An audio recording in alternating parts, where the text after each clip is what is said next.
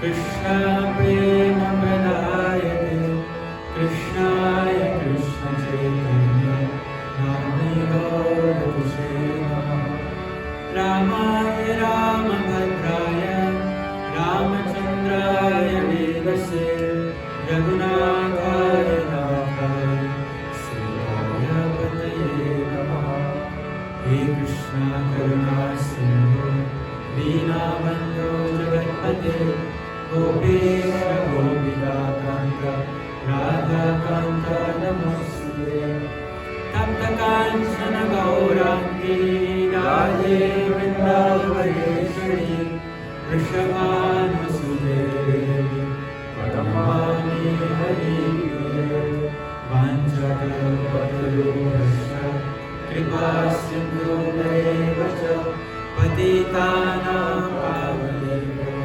Vaishnavebhyo Namo Namaha Namo Vishnu Padaya Krishna Prasthaya Bhutale Srimate Bhakti Vedanta Swami Niti Namane Namaste Saraswati Deve Gauravani Pracharine Nirvishesha Shunyavadi Astadadeshakarine Jai Shri Krishna Chaitanya Prabhu Nityananda Shri Advaita Gadadhara Shri Vasadi Gaura Bhaktivinoda.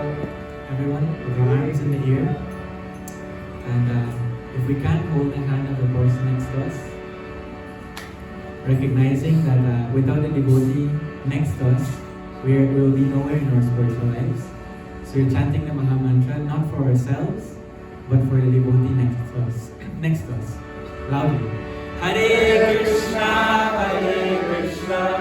Krishna Krishna, Hare Hare, Hare Rama, Rama Rama, Hare Hare.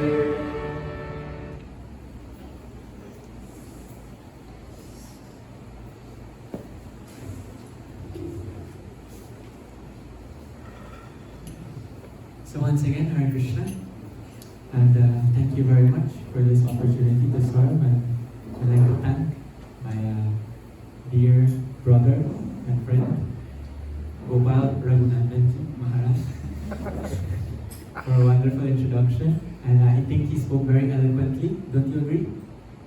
Yes? And it doesn't sound very encouraging. Did he speak quite eloquently? Yes. We should hear him on the Vyasa one day. He told me once that he has his father's entire lectures, especially the ones he gives at weight programs, memorized by his head. So maybe one day at the weight program, you might be inspired. Just yesterday I was at the application. So thank you very much once again. And please give me your blessings so that I may be able to speak something in glorification of Sri Ramachandra. Today's class will be on a wonderful story of the Sri Ramayana, which hopefully will give us some insights and help us to improve our spiritual life and our understanding of what spiritual life means. Please note that while I'm sharing this pastime, it doesn't mean that I have mastered it. I need your blessings as well to apply these lessons and principles in my own life. And I will be very much happy if you can all assist me in that as well. The pastime today about Jatayu is a very special and very heart-warming, very touching pastime in the Sri Ramayana. Who here, I'm not going to ask a negative question, but who here knows the pastime of Jatayu? Please show where it is in your hand. At least has an idea. I'm not going to ask you to say it, so please don't feel shy. Who here knows the pastime of Jatayu? Please show where it is in your hand, please. So, some of us. For the devotees who may not be so aware, this is a bit of marketing. If you'd like to, there is a wonderful Ramayana series written in novel form, like a modern day novel, without any Sanskrit. Because sometimes people say when they see Sanskrit and verses, they feel a bit alienated and they feel a bit distanced.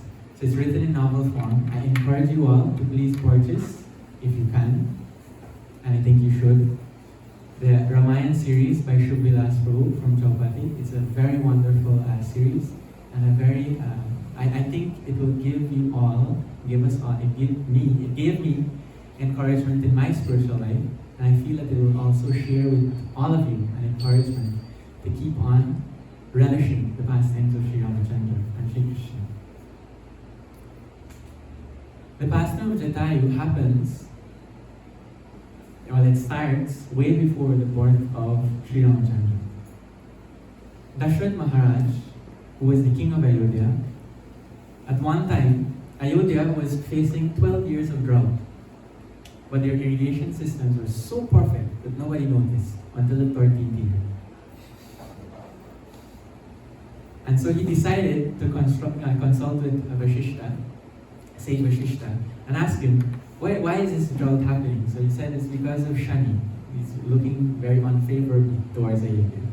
So Dashrath Maharaj decided, being as powerful as he is, he mounted on his chariot and he was going to have a word with Shani. But while having his heated words with Shani, Shani just looked at him and he fell off of his chariot. And who caught him while he was falling from the sky? Jatayu. On one of his wings, just imagine how huge Jatayu was. On just one of his wings, Dashrath Maharaj, his chariot, his horses, and his charioteer could have fit. So Jatayu saved Dashrath Maharaj and helped him. And since then, Jatayu and Dashrath Maharaj became very dear friends. Dashrath Maharaj, in his usual style, said, "Ask me anything, I'll give you." Right?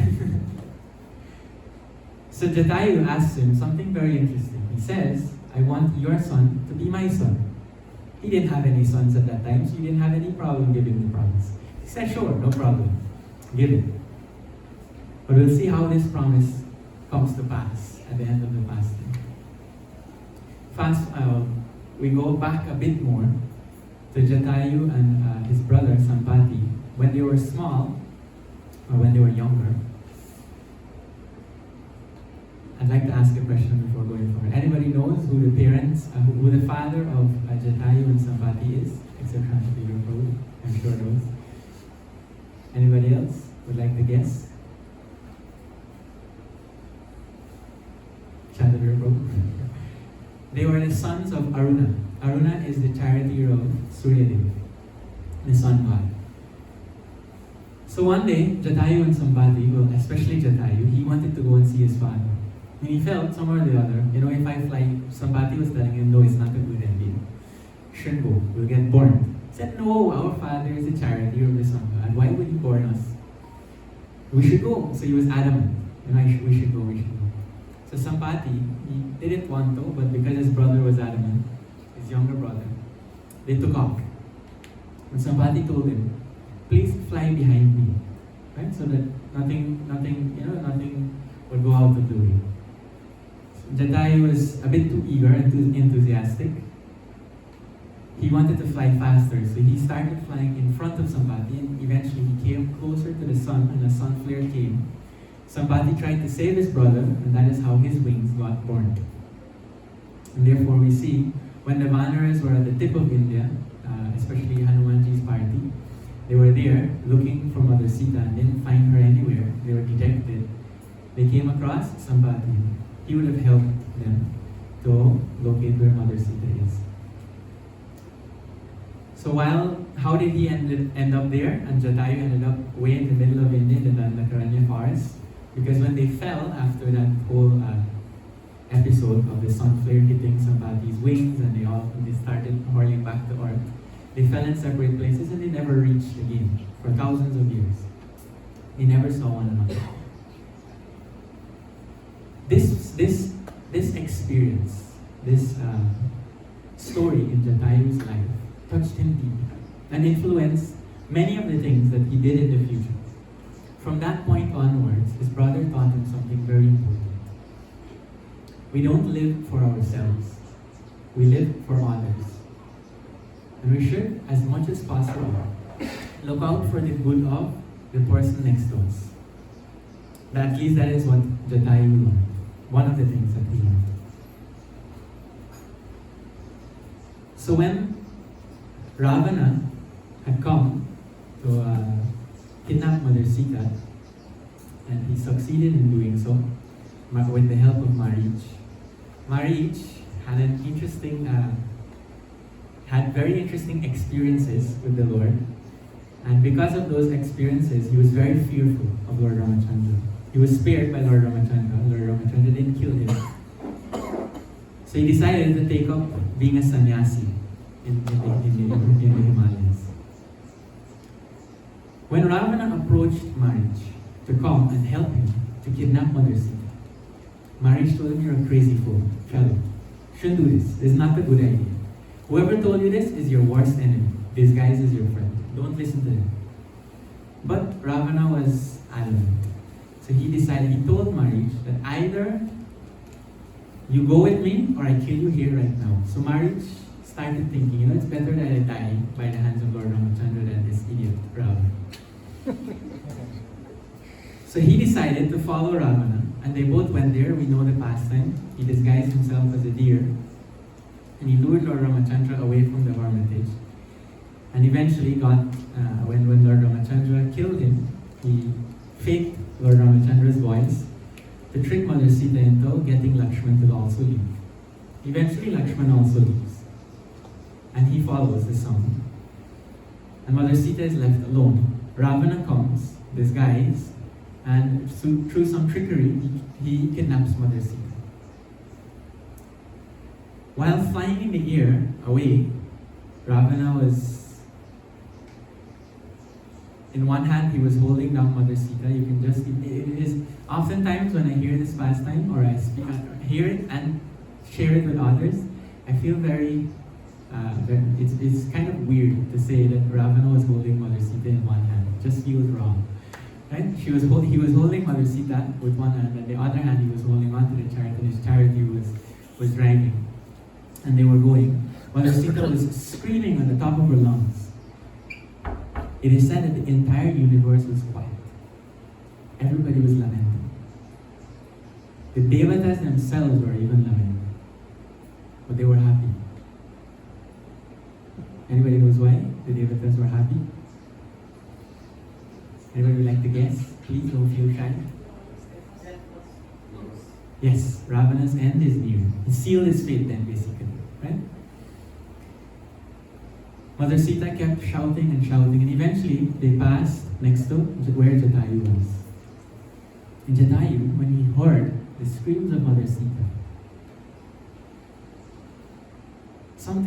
it struck a chord in his heart. Immediately he remembered the instance with his brother, and he began thinking, should I just be a mute witness? He decided, he was thinking that I should do something about this, but he knew that he was going to fail. Is it even worth doing if I'm about to fail? And like that he was thinking within his heart. But seconds later, he was already in the sky flying to go and help Mother Sita. He made up his mind. I'm going to do the service anyway. And we'll hear more about what this service, and see how wonderful this service that he did actually is. Mother Sita actually tells Jatayu when she sees him, don't come and fight Ravana. You'll lose. He'll kill you. Because by that time, Jatayu was very elderly. He was very old. He was a very old boy. He didn't have the same strength he had when he was younger.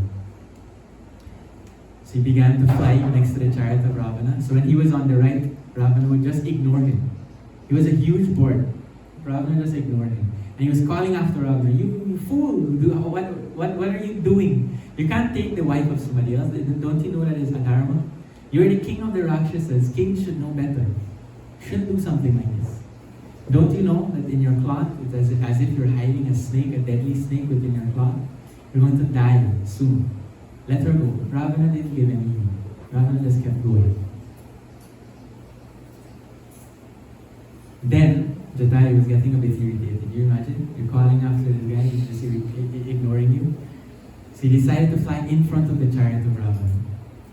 And he landed directly in front of Ravana. Stopped. Started berating Ravana. You fool, you idiot, how can you do something like this? And trying to teach him, put sense into his head. But Ravana just wouldn't listen. One of the things he tells Ravana is that good food cannot be digested if you have indigestion.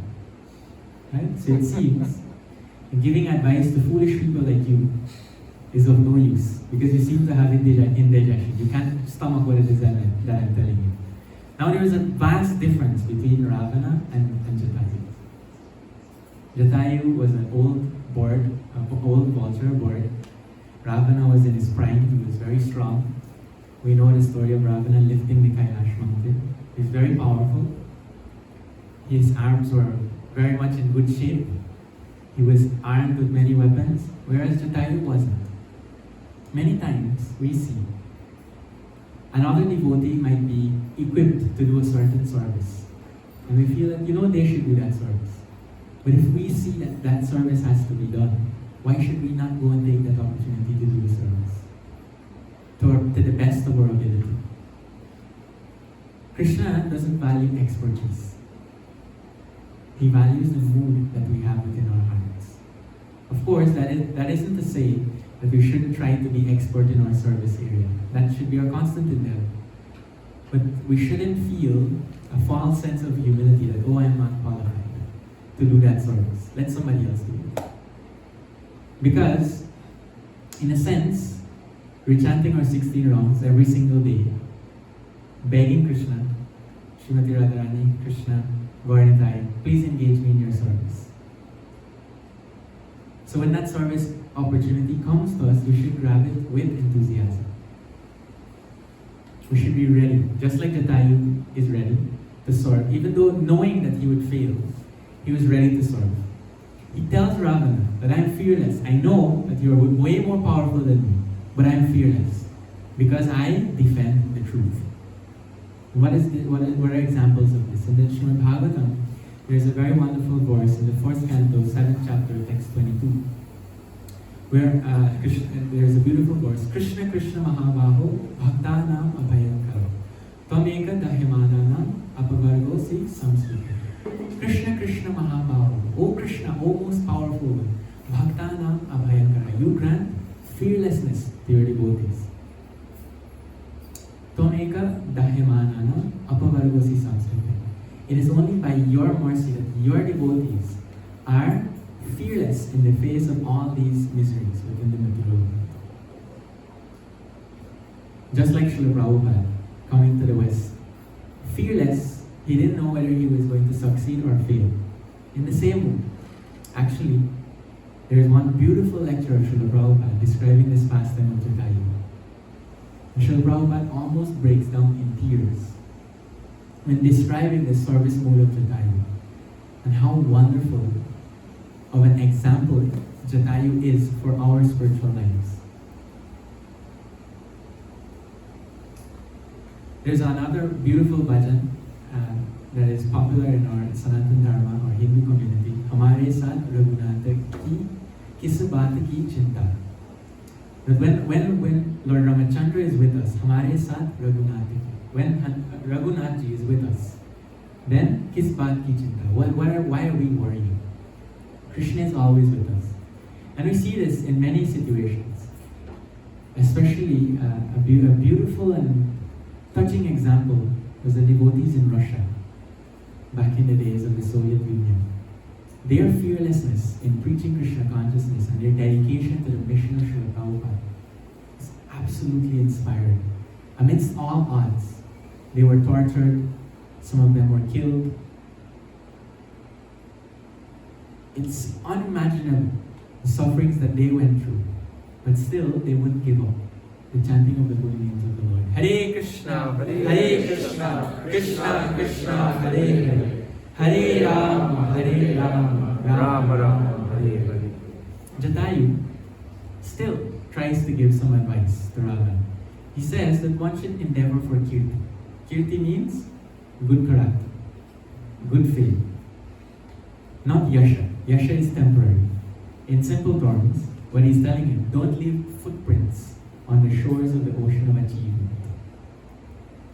Don't leave footprints on the shore of the ocean of achievements. Sometimes we have this, sometimes we all have this kind of mentality that, I want to achieve this, I want to achieve this, I want to achieve that. And especially in devotional service, I want to achieve Krishna Prema. But usually, we know by the description of our acharyas, Krishna Prema is not something that is achieved. It is something that is given to us. We receive Krishna Prema. It's not achieved. So we don't try to leave our footprints on the shores of the ocean of achievement. Instead, because the waves of time will wash those away. Instead, we try to make lasting impressions and engraving our impressions within the hearts of everybody that we meet, the inland hearts of everyone that we meet. Krishna tells us in the Bhagavad Gita, a very wonderful verse in the 12th chapter. He says, among many other things, he who is a kind friend to all, who is not envious, who is satisfied with anything. He lists many qualities. Such a devotee of mine is very dear to me. Krishna says, he who is a kind friend to all is very dear to me. That all doesn't just mean our own devotee community. It means everybody. Krishna then said, who is a kind friend to my devotees. He said, who is a kind friend to all. Such a person is very dear to me.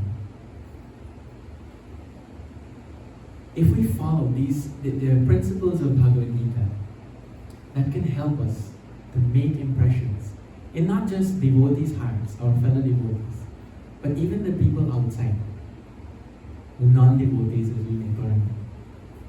That good impression that we can leave within their hearts can be the beginning of something great, can be the beginning of their spiritual life. There's a beautiful, before we continue with the wonderful interaction between Jatayu and Ravana, there's a beautiful Chaupadi in the Sri Ramcharitmanas, which we'll attempt to sing.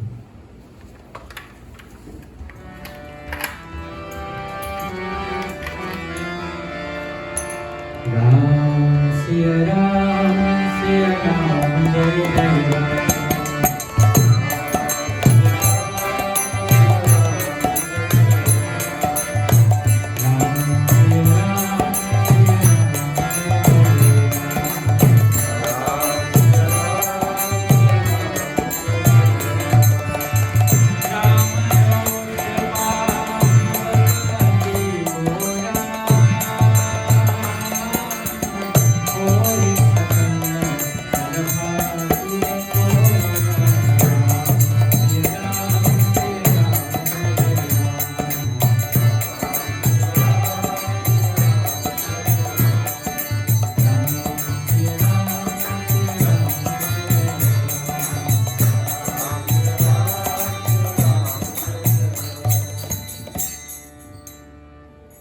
Jatayu tells Ravana, before the last thing he tells him, he makes a last attempt at giving him some good advice. He tells him, this terrible flame of the wrath of Sri Ramachandra will burn you and your entire family and your entire country. Please don't do this. And they say that when the devotee says something, it always comes true. And that word of Jatayu came true when? When Hanumanji lit the entire Lanka on fire. Jatayu and Ravana, just see Ravana's response. Ravana was so arrogant. Ravana told Jatayu, among many other things, but one of the things that he told Jatayu is that you can have a hot rod, fiery hot iron rod, right? Throw that water on the rod and the water may vaporize. That is our experience, right? The water vaporizes. But he says, someone may throw water on a hot iron rod and it will not vaporize, right? That is possible, but it is not possible for Sita to leave my captivity. Once she's come in under my hands, nobody can take her from me. Just see how arrogant he is. And this Jatayu couldn't handle. Jatayu then started to attack Ravana. And it's a very wonderful scene, those of us who like action scenes. It's a very wonderful scene to quench your thirst for action. an adventure. Jatayu begins to claw at Ravana.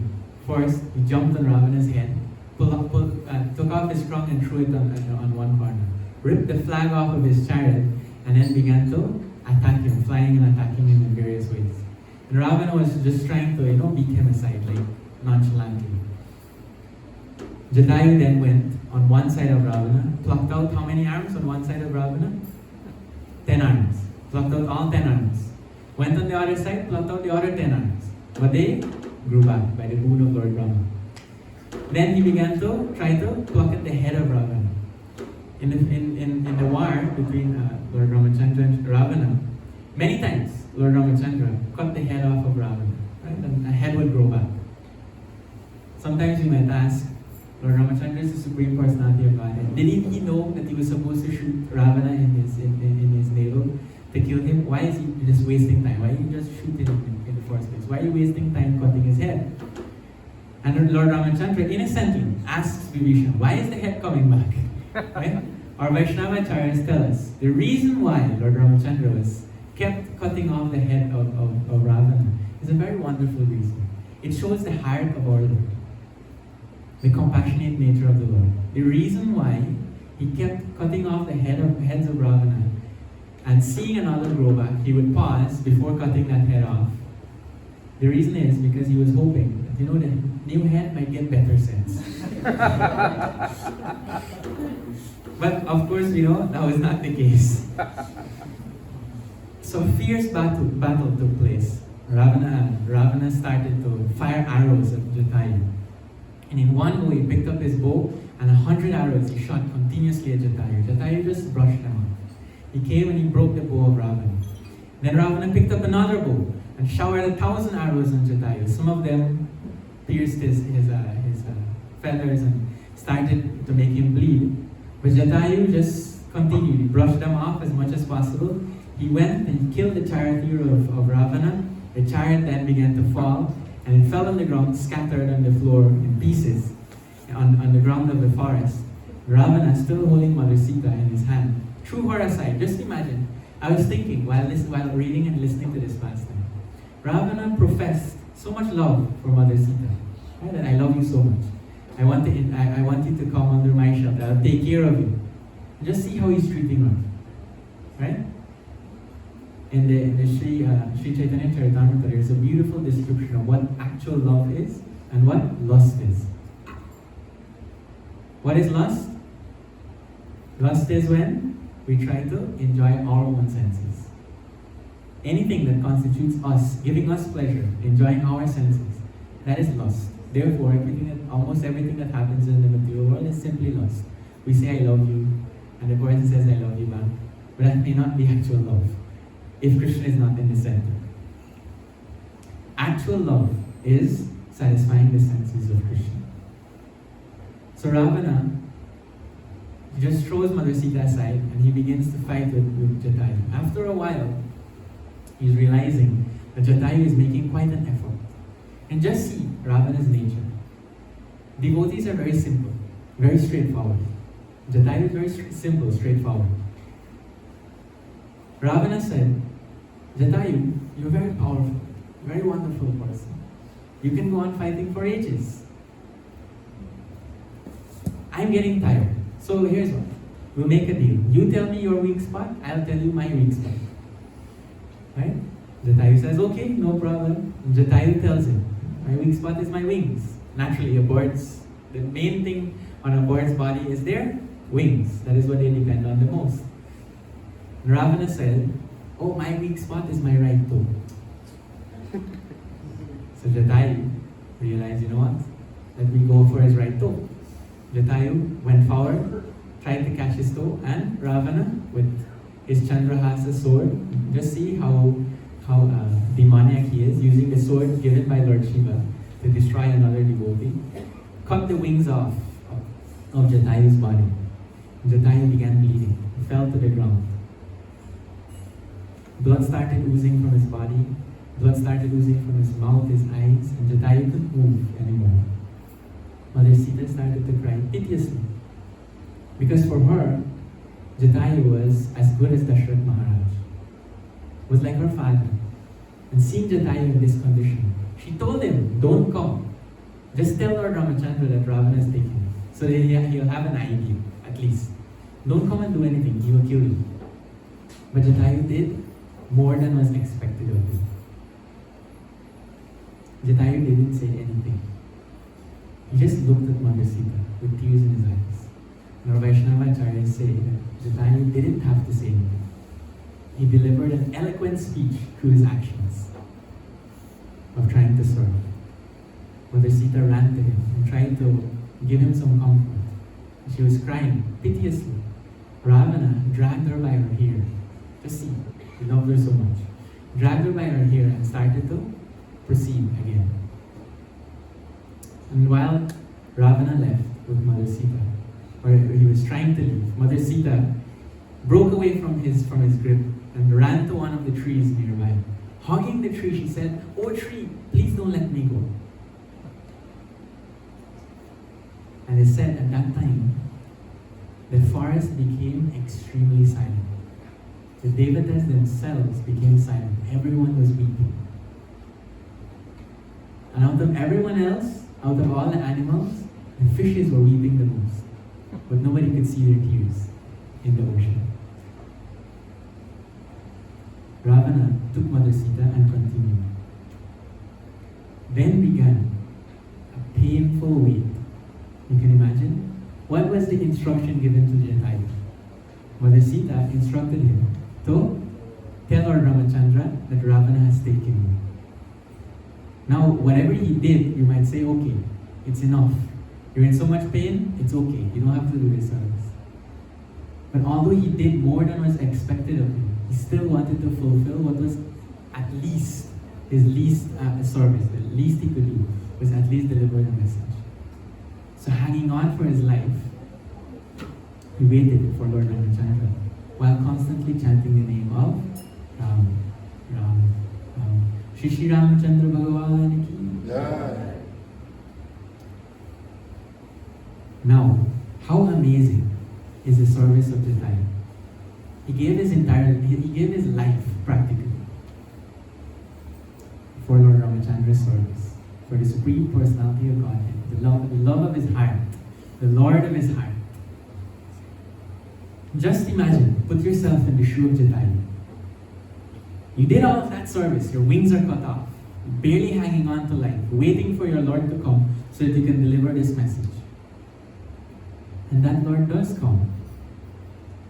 But the Lord, who you love so much, and you're waiting for, mistakes you for a demon, and approaches you with an arrow knocked at his bow, and his bowstring drawn, ready to shoot at you. Because the Lord, when he first saw this bloody scene, and this vulture, which he couldn't make out the body of a vulture, he thought it was a demon. He thought that this demon had eaten my Sita, and now he's there relaxing.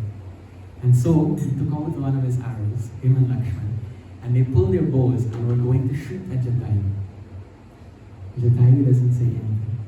He just says one word, Ayushman. He gives his blessings. May you live long. There's a beautiful verse that he actually says in the Sri Valmiki Ramayana. Yamaushadhim iva ayushman anveshasi mahavane sadevi mamacha prana ravanena ubhayam kritam. He gives Lord Ramachandra blessings for long life. And that personality, the one who you're searching for, like a medicine for your pain heart, has been stolen by Ravana, and he has taken my life. Lord Ramachandra then realizes who it is, and he drops his bow and his arrow, and he immediately runs to Jatayu. And he takes Jatayu on his lap, and Jatayu painstakingly, struggling to keep his life, but he painstakingly tells Lord Ramachandra the details of what happened between him and Ravana, and tells him that Ravana took Mother Sita. Lord Ramachandra could not believe, and tears started flowing from his eyes. Then, after telling Lord Ramachandra like this, he tells Lord Ramachandra something very amazing, the reason why he did what he did. It is said that Ravana was a very wonderful astrologer, very scholarly personality. The time at which he came to take Mother Sita was in the Vidya Muhurta. And it is said that anything taken within that time period is never returned to the owner. Ravana was very smart. He didn't do anything haphazardly. Jatayu just wanted to delay it to the next Muhurta, the Punarvasu Muhurta, where if something is taken from a personality, that thing is returned to them tenfold. Now it might seem that Jatayu failed in his service. He was trying to get Mother Sita away from Ravana and keep her for Lord Ramachandra. Seemingly he failed. But did he actually fail? Please think about it. After telling Lord Ramachandra like this, he says, I have done my duty and I feel extremely fortunate dying on your lap. And while uttering the name of Lord Ramachandra, that great personality, Jatayu, passed away.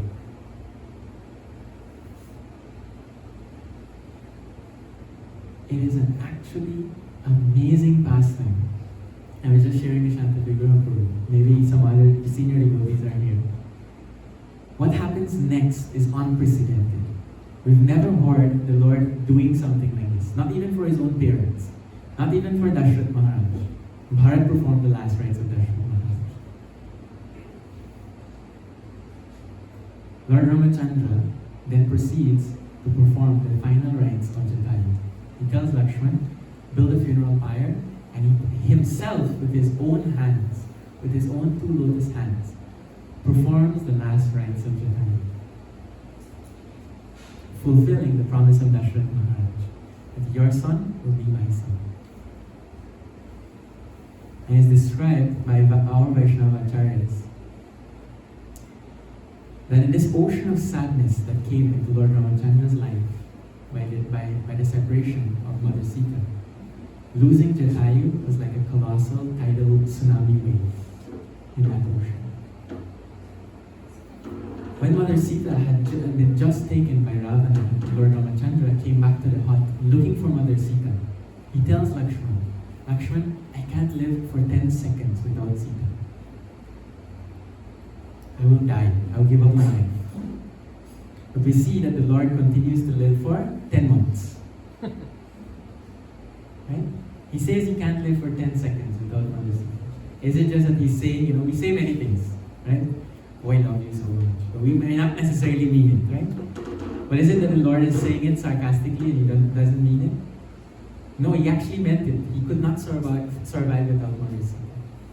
But our Vaishnava Acharyas say that the reason why Lord Ramachandra lived for 10 more months without Mother Sita is because of the blessings of Jatayu, blessing him with long life. This is the reciprocation between the Lord and his devotees. The service of Jatayu is one that is absolutely amazing and left an impression on Lord Ramachandra's life. So we see a few things. Marich wanted to die by the hands of Lord Ramachandra while doing a disservice to the Lord. He separated Lord Ramachandra and Mother Sita.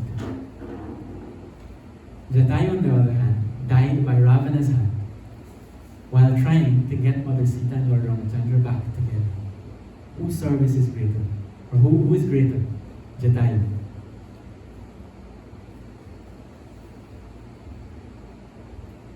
And we may consider, is Jatayu's service actually a failure?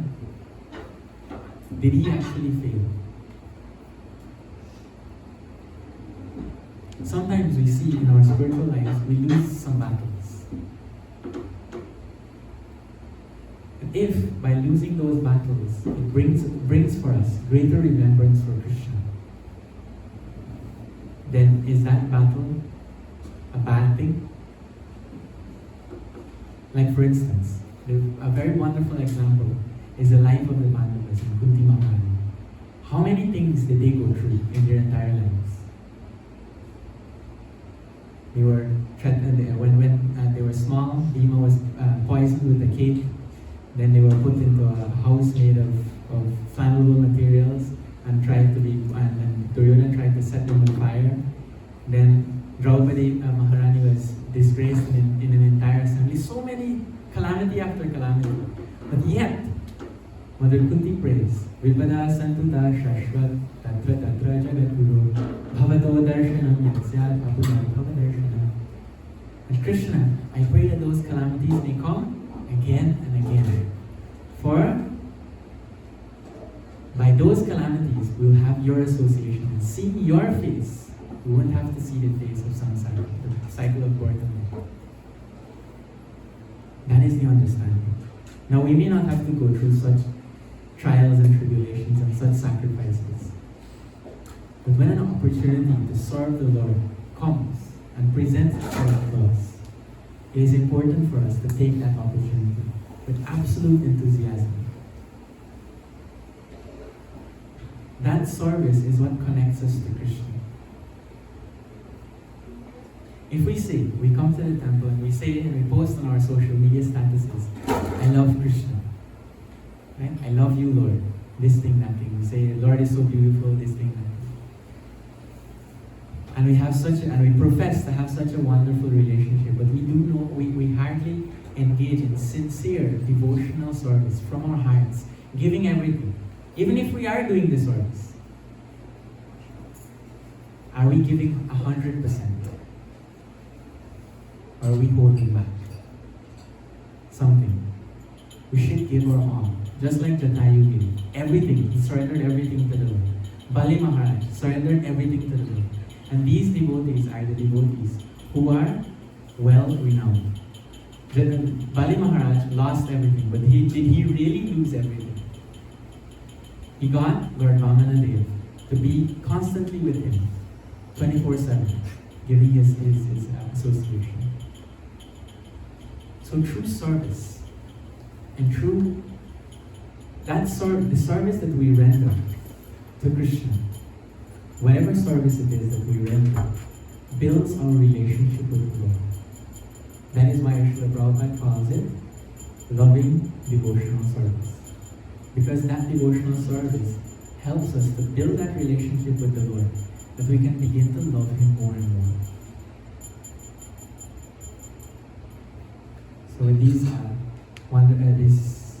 few reflections on the fasting of Jatayu, I would like to say thank you very much. And if there are any comments or corrections by any one of the senior Vaishnavas here, please feel free to go right there.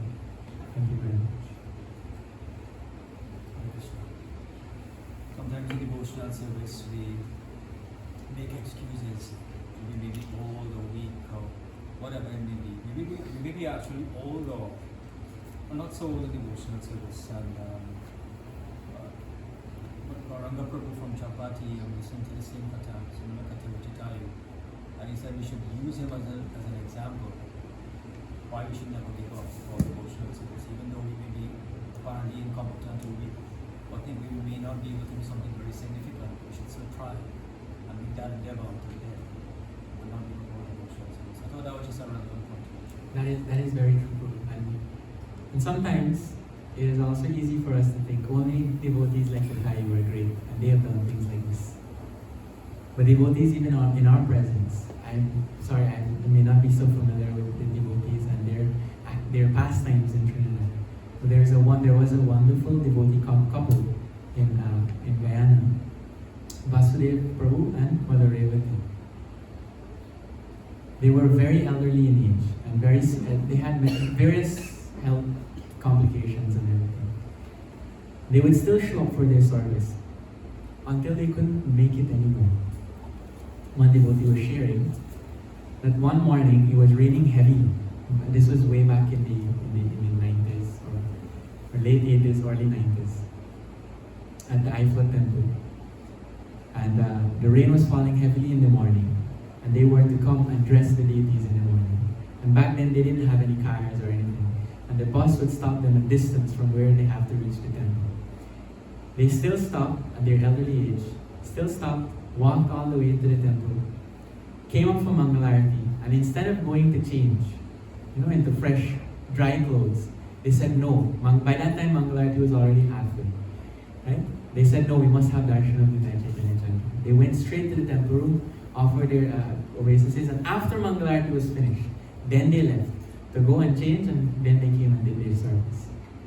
And they continued doing that daily service until they couldn't anymore. Prabhuji had some complication with his eyes, he couldn't see any longer, and grudgingly he stopped doing the service at the temple. But at home, he continued the same altar program. That is just one example. But there are so many other examples. I did. You did Vasudeva Prabhu's. Mother Revati.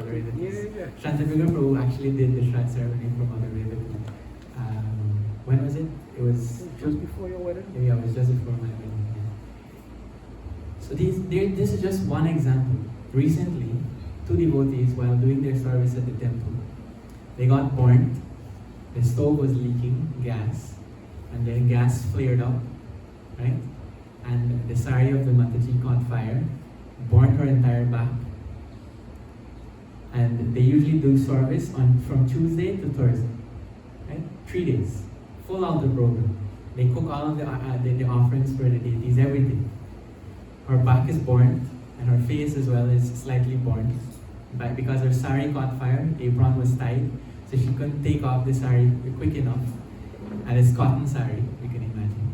And the Prabhu, he was trying to brush the fire out of his wife, and his fingers got burnt as well. I know I would have gone home.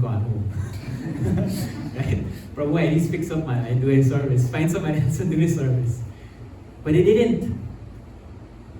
They still had to do the arti. That was 3:30, and the deity had to be, the Lord had to be, had to get up to, and they had to do arti and everything. And the Prabhu said his hands were burning, but he didn't want to give up. So he was holding the bell like this, and the incense like this, and doing arti like this. And the Mataji still continued. And you can imagine, if your back is burnt, you can't sleep properly. You have to put on your clothes and everything, your entire back. It's amazing. So devotees do wonderful things for the service of the Lord, even in our yatra today. And it's important for us to recognize those services and be inspired by those services. We recognize those services in order to gain inspiration ourselves. And when we get that inspiration, we don't sit with it alone, but we also have the responsibility of expressing that for Krishna's pleasure. Any other points? So we've had the wonderful opportunity to hear from you last night, and then again today. And on both occasions, what I would have taken away is that service attitude is so important. Last night we talked about Shabari and her service, to Guru and to Krishna under Lord Ramachandra. And then today, Jatayu and his service attitude. So service attitude, this is what I am taking away. That service attitude is so important in our path of devotional service. That this attitude that we should develop in serving Guru and Krishna is most important. So as you were saying, that these things that we should take with us and remember and try to imbibe in our lives is this attitude to serve. And sometimes, in our lives, we may hit a little bump, have a little obstacle, and sometimes the first thing we do is drop our service. So these pastimes should serve to encourage us, that hold on, there's like a lifeline that we hold on to our service to do. So it's not a question, it's just a Thank you very much, Mataji. It's a very wonderful realization as well. Thank you very much. So it is already time. I'd like to thank you all for so kindly giving me your attention. Please forgive me if I have said anything that offended anyone or that anything that is wrong. Please feel free to correct me, and please give your blessings that I can improve